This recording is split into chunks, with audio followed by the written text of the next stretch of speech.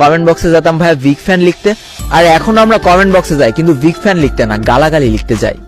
তাহলে আমাকে বলো গেমের দোষ দিয়ে কি লাভ? আমরা নিজেরাই তো নিজেদেরকে প্রতিনিয়ত আপডেট করছি।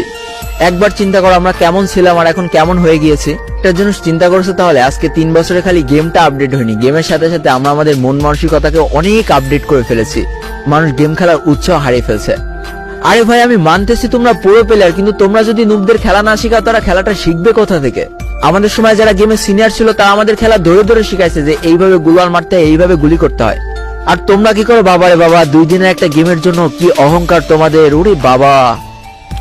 আসলে মেন কথা আমরা বড় হওয়ার পরে পিছনে কি করেছিলাম সব ভুলে যাই। তা না হলে আমাদেরও মনে রাখা উচিত যে আমরাও কিন্তু 0 লেভেল থেকে খেলাটা শুরু করেছি, আমরাও কিন্তু কালাচান ক্যারেক্টার নিয়ে খেলাটা শুরু করেছি। হায় রে কপাল, যেই প্লেয়ারটা একটা সময় 0 লেভেল থেকে খেলা শুরু করেছে সেও অহংকারের ঠেলা দিন শেষে ভুলে যায় যে তারও খেলার শুরুটা কিন্তু কালাচান ক্যারেক্টার নিয়ে হয়েছিল। আসলে তোমাদের বুঝিয়ে কোনো লাভ নেই, কারণ অহংকার একটা কালো কাপড় তোমাদের চোখ দুটোকে একেবারে ঢেকে দিয়েছে। তাই তোমাদের ভালো মন্দ বিচার করার ক্ষমতাটাও কমে গিয়েছে।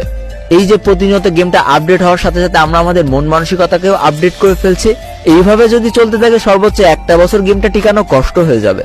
ছোট্ট একটা গেম নিয়ে কেন এত অহংকার? মানুষের শিখানো যায় না? শিখাইতে তো খুব ভালো লাগে।